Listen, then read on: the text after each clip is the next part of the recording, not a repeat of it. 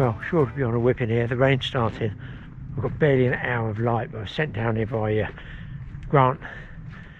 He said there's should be some good perch down here, or was some good perch years ago. I come down, the water's coloured.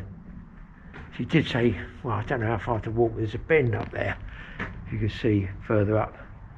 So I'll have a throw here because he looks perchy.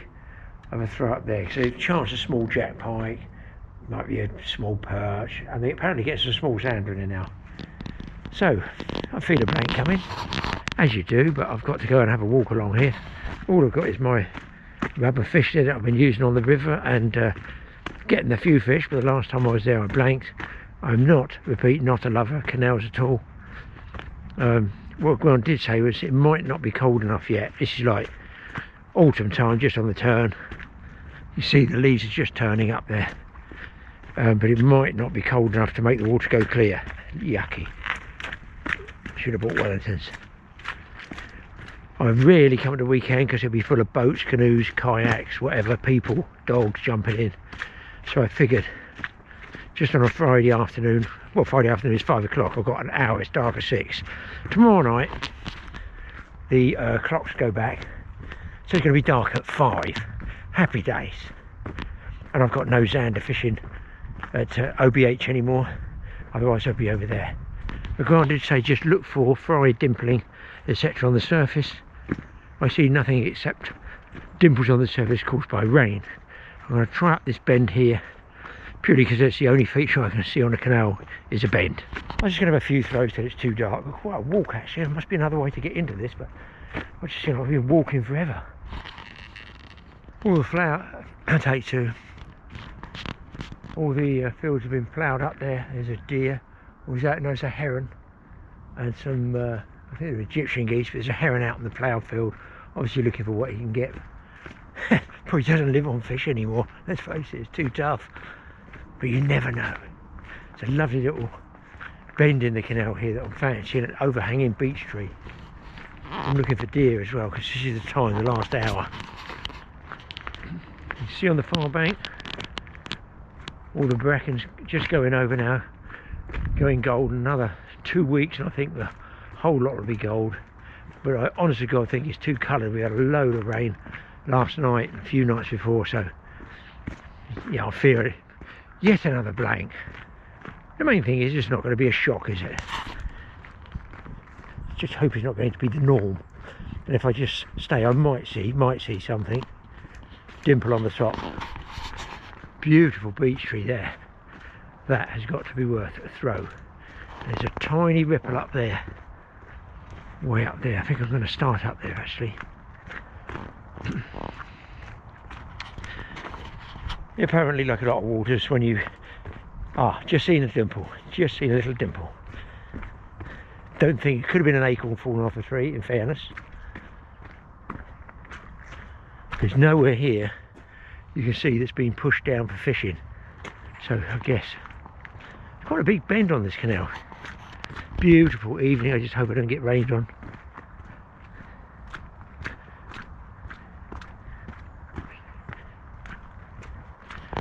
Look at that. Got to be honest guys, that's worth coming out for anyway. Look at it. Absolutely superb.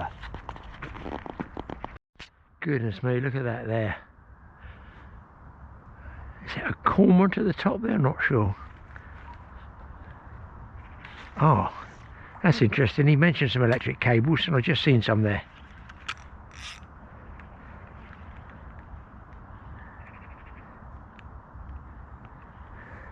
Yeah, that could be the cables he's talking about. Power cables. It's not going to cast this well.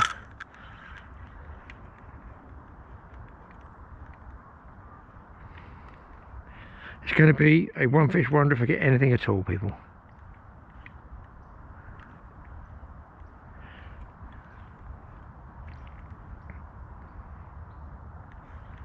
I guess it's not too deep here.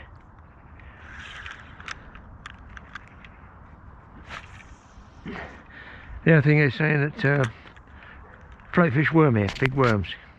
But of course where, I don't know where they're talking about, do I? I don't know the swim. Whether I have to come down and bait it up, or who knows. Well, I'll get back to you if I get a bump, a bang, a tug, a nibble or anything.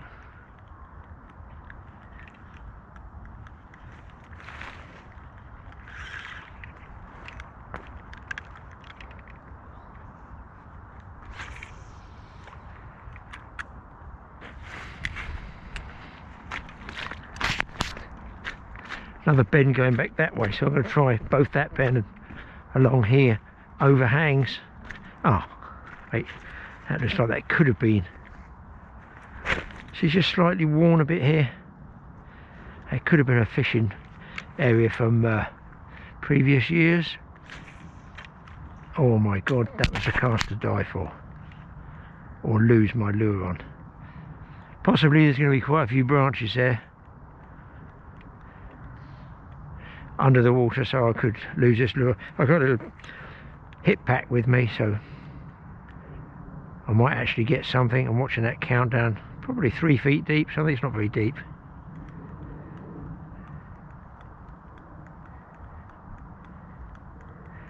This is where it's exciting, when one comes up close. About there. It does look very fishy, this one, I have to say. Well, the sun's gone behind the trees now, so as you can see, the surface got a lot of leaves on it there, but it's also sort of clear enough for fishing, so it shouldn't be too bright there. So now is what they call the witching hour. Let's find if there's anything witching, because there's certainly nothing twitching. Hard to believe, guys, I just lost a little perch, and to be honest, I've actually seen a fish about 8 pounds. I don't know what it was. It looked like a sort of 8-pound goldfish. I'm saying it's about that big. Obviously a carp. I threw a lure at it thinking it might have been a zander, but it's very light coloured. Most uncarp like. Maybe might be a koi in it, I don't know, or a ghost carp it looked more like. But I've literally had one little perch, went to lift it out, switched the camera on. That's right, it fell off. So give it another go here.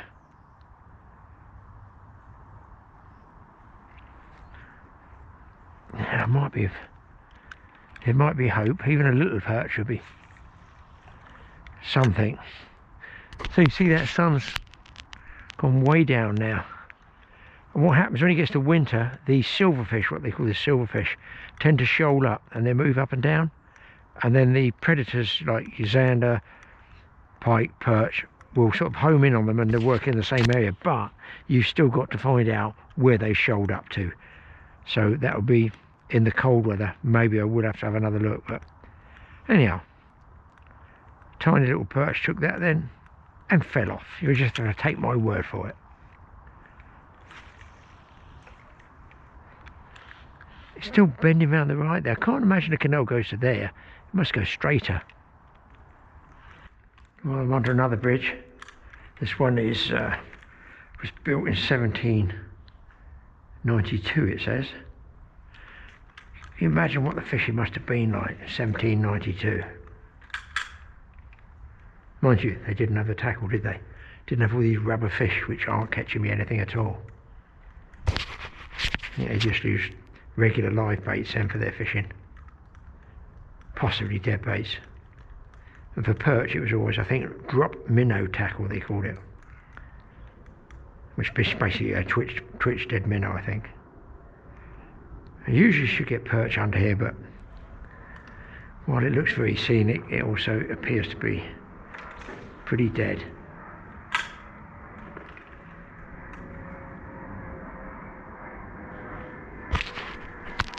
I'm not going to go much farther. I've walked quite a long way so far for one dropped off tiny perch about 6 inches long.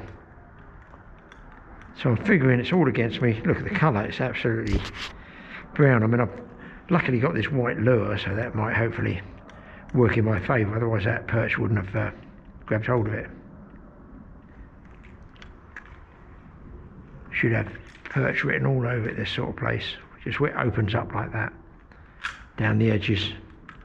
But alas, no, it appears not. Even that pool that opens up there looks nice. Fully expect to see a deer or something on the way back. No humans, which is dead handy. dogs.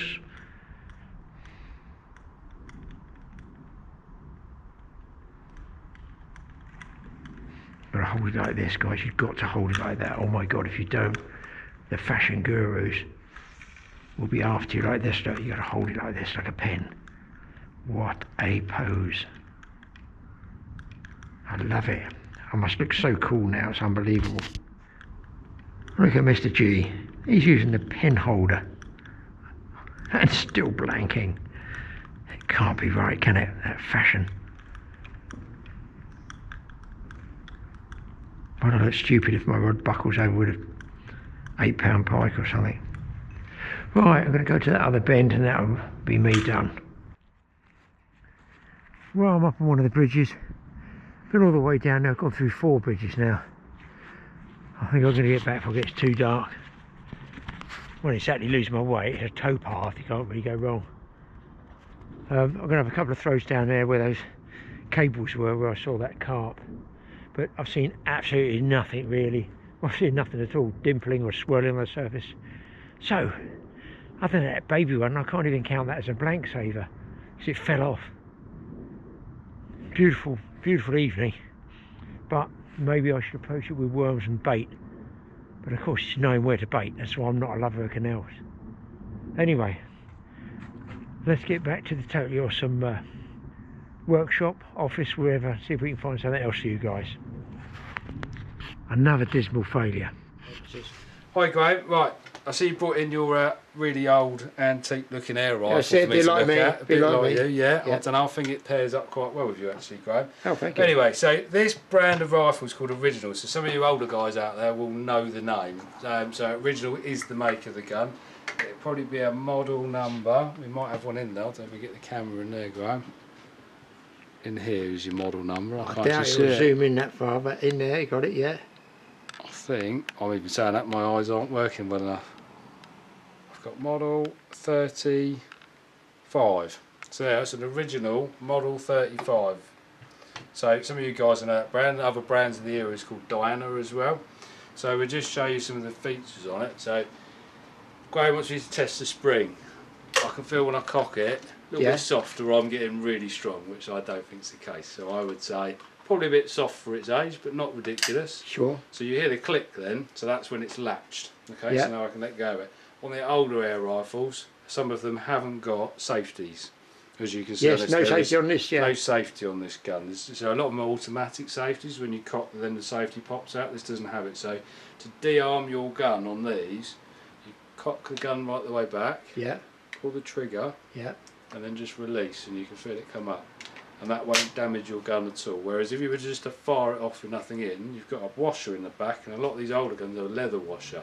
Oh really? Ends up tearing the washer, and then that's your gun done. So it just, well, not done, but it would need replacing. And what are they like for repairing, these older ones like so this? They're good, but a more complex system, because when you take this piece off the back here, the whole lot comes out. So it's quite difficult to have a load of hands and stuff to do it at once. So I've noticed on this one, Graeme, you've got the old iron sights and you've added a telescopic sight because your shooting skills weren't quite good. They weren't, no. The the rats were laughing. I think the reason being is if you point your camera down that barrel, through that circular hole, should have been like a V. So when you look through your back iron sight, you would then see that, you know, where to line out with. So you were just shooting and hoping, I think. Might have been the case. That's what the rats laughed. Yes, so that is the reason why you was probably struggling there. So obviously with a telescopic sight, you've got a zoom on this one, I see. And then some of you guys might not have noticed, not every scope, but most, if I wind this back piece of the eyepiece, this is actually a focus as well. Oh, I didn't know that, for the crosshair, okay? So some of you older guys, should I say, normally being my dad when he's borrowed my rifles, we could keep winding a bit more for Graeme, I reckon. Maybe a little bit more, we'll go one more. And then this is like a locking cap, So you wind that one all the way out, and then it bites onto that eyepiece there.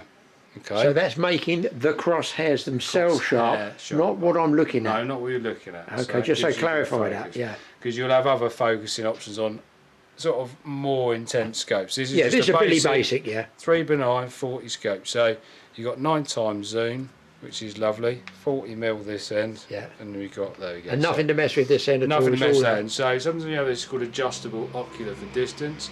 To be honest, I don't use it, not for shooting 25, 30 yards in the garden. It's all rodent. Perfect, just like that. I mean, they're ideal. And what's the hole just, there's a hole just under there? Yeah, the little hole there. So if you zoom in underneath your trigger, Graeme, can you see there's 2 screws? Let me go in there.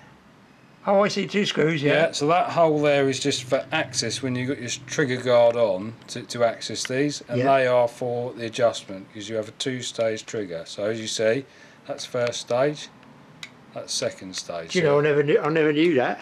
Yeah, so I didn't even know it had 2 stages. The reason they have a 2-stage trigger is if you were to touch a trigger that was live and ready to go, you would literally touch bang and you've shot, and maybe you're not quite ready. Whereas you probably notice when you're shooting, Graeme, you might hold your breath for a second, and then you touch the trigger, and then you fire. So you can see, look, that wants to stop there. Oh, I never knew that. Box, yeah, never knew it. So this is the adjustments here for the first stage and the second stage on the trigger.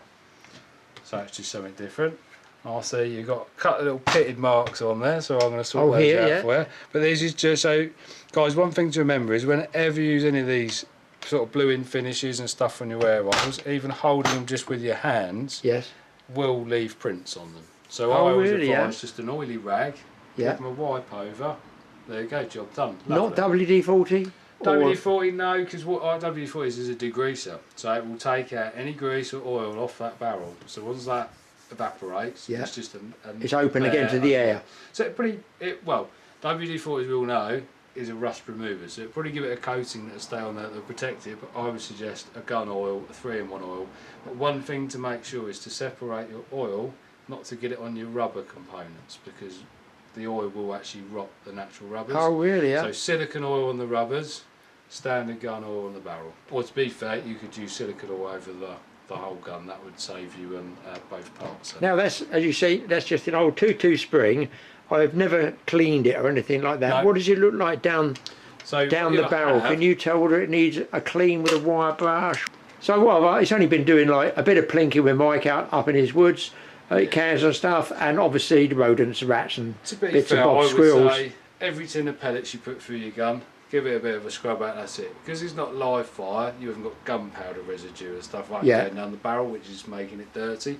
So it's what they call, when it gets leaded, as you might notice, you'd be shooting and then you think, oh, well that pellet went somewhere random, and then you might shoot straight and then another one will go. So what we call flyers in shooting. Yeah. So 9 out of 10 when that is, first port of call is clean your barrel out, because it's normally the rifling's got blocks on. Oh, I see. It stops it spin. Yeah, it stops it spin. So it comes out dead and goes off on its own. It goes off on its own. So, yeah, so it just basically gives you accuracy. Well, that's what the idea of rifling is. So, yeah, really, every tin of pellets, give it a rod through and clean and job done, really. Oh, good. Well, I'll hang on to that. When I know guys can come into you and you look at the amount of guns he's got in here, and they'll upgrade them, they'll change them, want different patterns. I mean, for me, at my age, I'm more into rodent control. That does the job.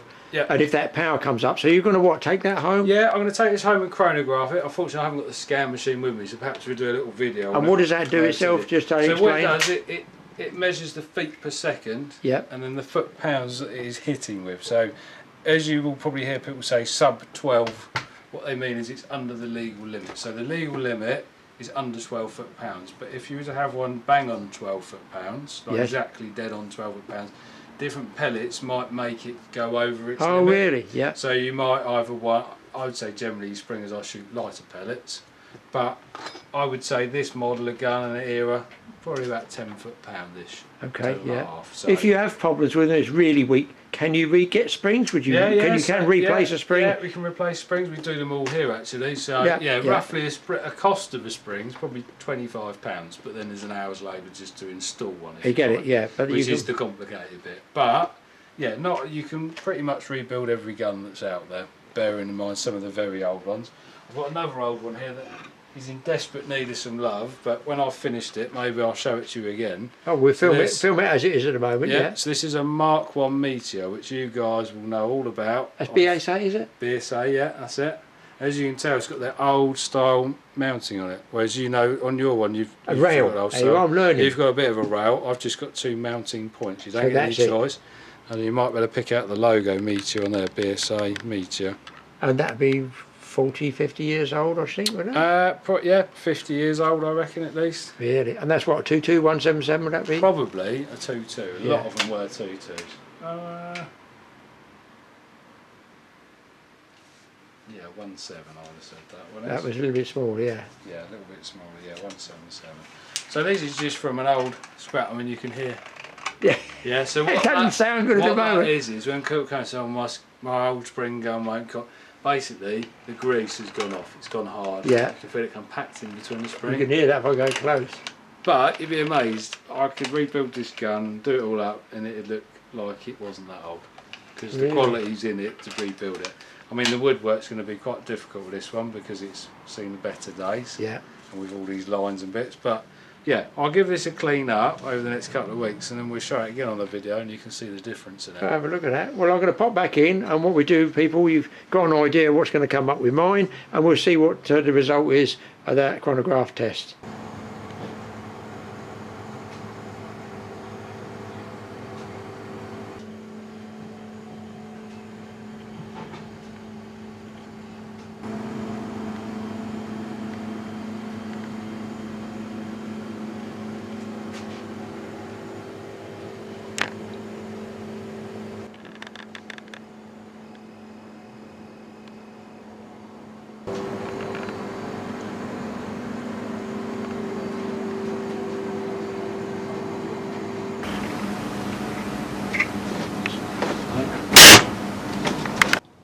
Right, so we're going to pop out into the workshop here and show you my workshop. It's a bit messy because I've had Dad out here playing again. So, but I'm going to show you the chronograph. So we went through the other bits on the gun, and this is just to explain the pressure, feet per second, and what pressure it's hitting with. So feet per second and foot pounds. So we're going to load the gun, run it through the chronograph, get an average out of maybe 3-4 shots, and we'll see what this is roughly pushing out, Graeme. So okay, on an average they go to sort of up to 11 foot-pound. I would say majority of spring guns run between 10 and 11 foot-pounds. Okay, so it feels quite soft to me, so we're going to give it a go. So what we do on this machine, if I quickly enter the pellet, right, and then on here, as we showed you before, you've got like pellet weight size, so the weight of the grains. So I've already entered that onto the machine at 15.4 grains, so then it'll measure the feet per second and the speed. So it has to be that type of weight of pellet? Weight of pellet, yeah. So it's nothing to do with aerodynamics as such? No, it's more to just do with the style of pellet. But I mean, I think you'll find if you had different shaped pellets, sometimes it gives you different reading on here. Yeah. Because some things might cut through the air better. But this one is just a vermin one. It's a hollow tip. That's what I went for, yeah. Yeah, it's nothing special. It's quite a shiny pellet, as you can see. But yeah, nice little pellet. To tell them that goes into your... Yeah, so what I've got here is a bit battered now, but it's got a plate on the inside, and it is layers and layers and layers of cardboard, and the pellets it absorbs the energy and takes them out of it. So I've got some new ones to put up, but we're just going to finish these ones off first. So right, I've placed it in the clamp. We've got a clamp here. It locks in the back. Locks in the back. That can't move. It's pretty solid. I still hold the gun as if I was shooting, just to make sure I'm in line. So we have to be 10 inches off the chronograph to measure the speed. Okay, so we're going to fire now. Alright, so that's our first reading there. So what we do another one. So I think these pellets are slightly different to the ones you were using, Graeme, but not massively, so probably similar weight. You'll find a lot of 2.2 pellets and 1.77 pellets are all weigh about the same, unless you go for ultra heavy. So yours being a very old gun, Graeme, we've got no safety, so we have to be very careful with fingers on near the trigger. I think we explained earlier about the 2-stage trigger, so you can probably watch me on the I'll probably see it from here. So as you can see, I pull the trigger, that's the first stage, second stage. So we'll do a few more, get it all together, and we'll just give you an overall result of what we find in it. Okie doke. Well, it looks a bit more healthy. That's gone up to, what's that reading now, Grant? Yeah, so between 10.3 and 10.5, it changes a little variance, which they always will. So I think, to be honest, Graeme, the gun is sitting where it should be for its age and sort of strength of what a spring gun does. Between 10 and 11 foot-pounds is spot on. So that's good. So the rats are going to appreciate it? They will, definitely. And if anybody wants to hear an old gun like me, they want it serviced, bring it in, get it checked out, and at least you know what the power of it is.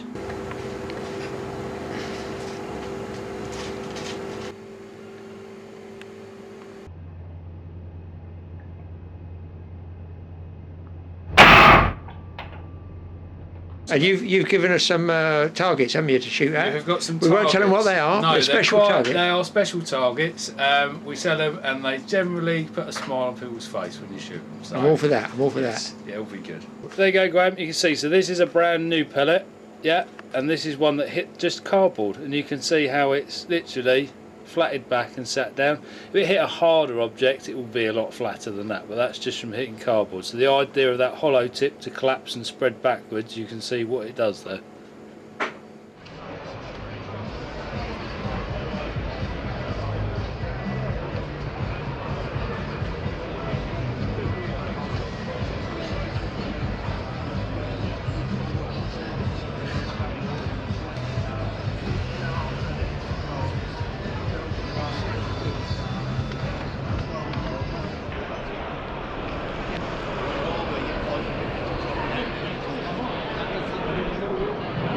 National treasure.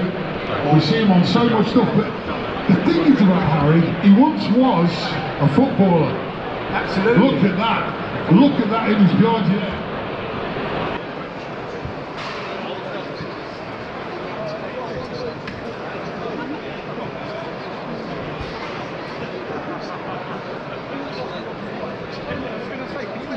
Yeah, absolutely. So we're Lead Lenser UK Limited, obviously well known for the premium products of all head torches and flashlights. So at the Screwfix Live, what we've got today on special offers is the HF4R, and this is a perfect all-round head torch. As you can see, no battery at the back, front loaded, our patented magnetic charge. That's a 7-year warranty, including the battery, so really sustainable, nice and easy to use. 72 grams. At boost it's 500 lumens, next power level down is 300, and brilliant for your fishing because what you'll get is a red light, which is perfect for your fishing. So that would be what I just mentioned, guys, just for us freshwater fishing, where you want to tackle up, you don't want a light going over disturbing other people on the lake. Yeah, I'm ruining your night fishing, obviously. Night fishing, exactly. Yeah. So, but it's good when you're on a freshwater that people go, oh, he's got a light on. The red is, you know, you can bait up at this distance. Absolutely, it's perfect. So then you've got that. What facilities on it? Yeah. So then what you can do is you can go up to there. You've got a spot and a flood combined, and then you go up for your powers. And if you double click that, that's when you're at your boost. Yeah, sorry about that. It's quite bright. That's a really nice. Yeah, that is bright, isn't it? Yeah. And the beauty of this is as well, if you put that on a red light, and leave that for 5 seconds. Lead lens has a memory thing built in it. So the beauty of putting on a red light, you're protecting your night vision. Yes. If you then press it again and it comes a white light, you're going to ruin your night vision. Yeah, exactly. But watch this, look. You turn it off, and it'll come back on your last setting of a red light. So it's good for that. What's it running off? Tell me, how's it working? Rechargeable? Yeah, rechargeable off the magnetic strip there, which... Does it come with a plug, or you can do it off your computer? So basically, you'll get a lead like this. I'm not deaf, I have to shout because of the noise in the background. That's alright. You get a lead like this within the kit. That'll pop onto there and that'll charge your head torch for you. You've got a battery indicator there telling you what power you've got, and that'll literally just show us the end of that. Is that magnetic? Yeah, that's a patented magnetic charge for lead lenser only. And the reason why we've designed that is to increase the IP rating. So if you drop this in the lake, it's fully submersible. You're fine. Really? Yeah. And that just charges it. Yeah. And what would that take charging on a computer roughly? On a computer, probably about 3 hours. Okay. If you put that into the mains, you get away with 2 hours fully charged. And what run time would you have on that? I'll take over. So we'll get about 3 hours on that. Yeah. Just on a video. I can take over. Just on a video. Yeah, he's doing good. Yeah, he's doing good. You're going to edit that now? Yeah, I can cut in and out. Yeah. So you've got about a 3 hour run time on that. Yeah. And that's 3 hour on low power, high power? On high power. On high power, so low power, guys going all night, would you get 5-6 hours out of it? Yes, correct, yeah. That's quite a lot there, so it's easy to recharge as well.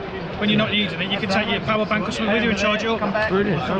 Now, I saw a gentleman using like a pencil type torch. Yep. Can you tell us about that one? Yeah, which one was it, this one? And obviously for another choice in a flashlight, we've got this sort of product, which is a little P2R work. So, again, you've got option there for spinning that to go to the spot to the flood. Yeah. And then you can go out to a nice little flood with that. That's also got that magnetic charge. Would it be compatible with this one if you bought the two, or is it different? The charge will fit that one as well, look. There you go. That'll fit. That's handy, yeah. Saves keep forcing things in and out, doesn't it? Yeah. Again, you get a nice high IP rating, so high in dust and high in water resistance for that. and a cracking little product. Okay, and they look online. People want products from you. Yeah, absolutely. You'll find them dead easy. Where are you about? Where are you based? So we're in the HQs in Ascot. These are designed in Germany, but yeah, all products are UK stock, so you can find us quite easily. Yeah. Oh, brilliant! Yeah. All right. So that's the same one. Yeah, that's the same product. So here in the corner, I found my mum's first car, an Austin 7. It's tiny.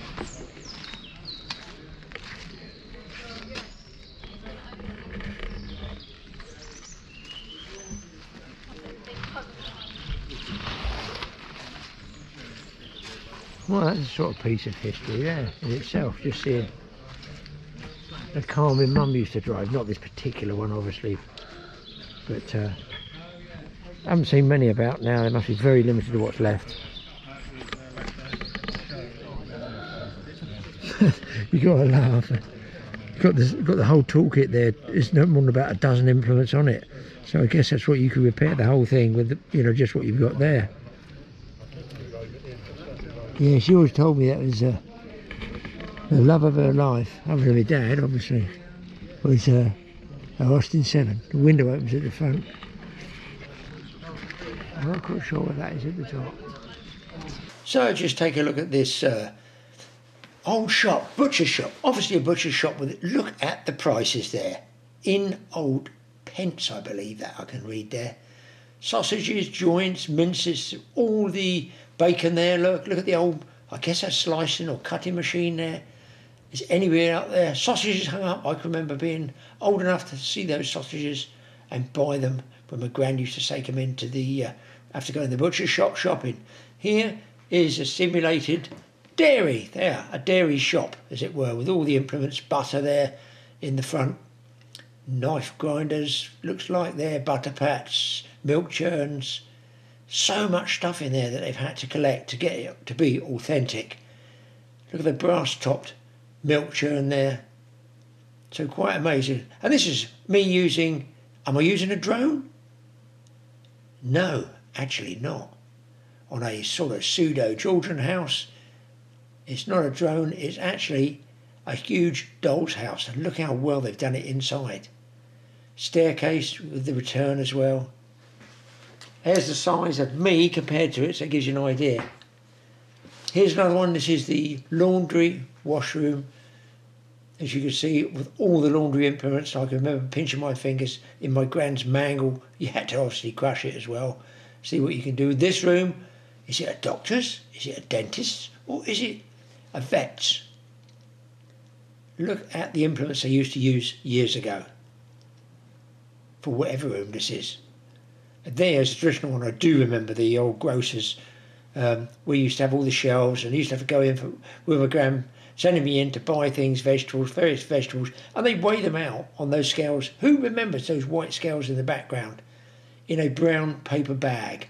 No plastic. Plastic wasn't invented, I don't think. Well, it probably was, but not in bags. There indeed, look, is the bag hanging up where they used to put stuff in it. Amazing, takes you back. Takes me back. Obviously, if anybody under 60 probably won't know what they're looking at. But I remember this vividly, and I'm sure some of you senior guys out there will remember that. And the old enamel signs. Sunlight soap. Tizer. Who doesn't remember Tizer?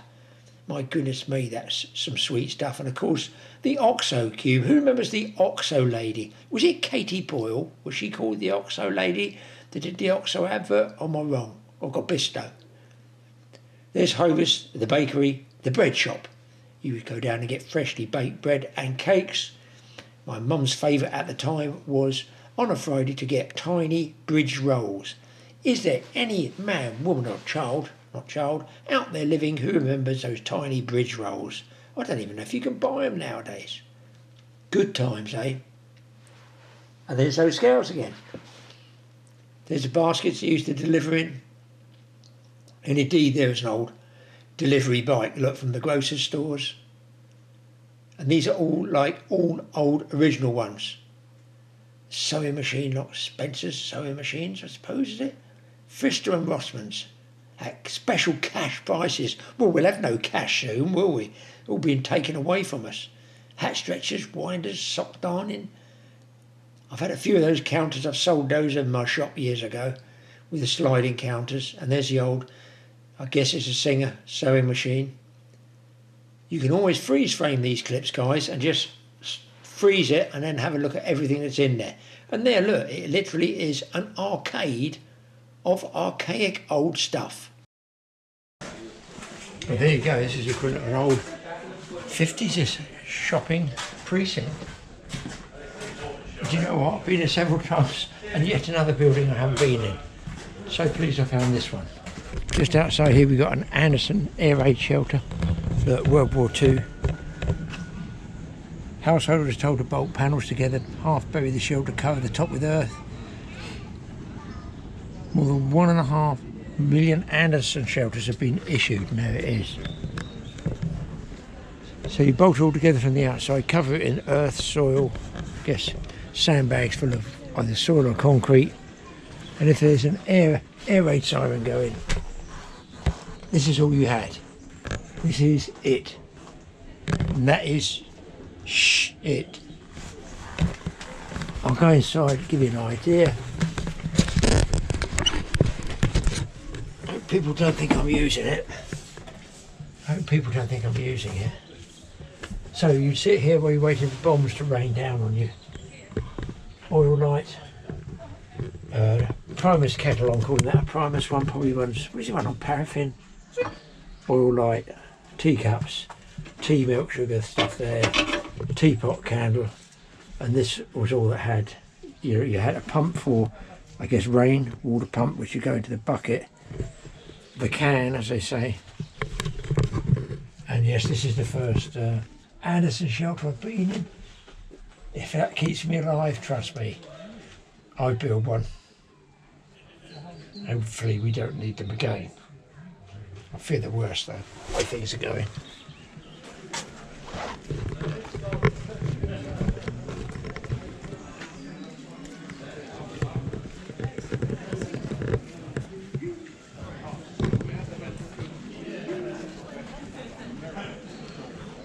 Well, I hope you enjoyed this mishmash of topics this week. It's something different to watch midweek, maybe when you're not out fishing. Anyway, do you know what? I've never been inside an Anderson shelter before, so that's a first for me. I just hope we don't need them again, but I have a very bad feeling. The world is not a happy place at the moment, is it? Not just our country, it's all over. Bit of a nightmare, but as long as I can get out fishing and making a few of these old films, I'm happy. Guys, hit the subscribe button, TA Fishing, TA Outdoors, hit your notification bell with a big bing, and let us know in the comments page if you like these mixed up topics like this. As I say, it's just something different to watch. We'll see you in the next film.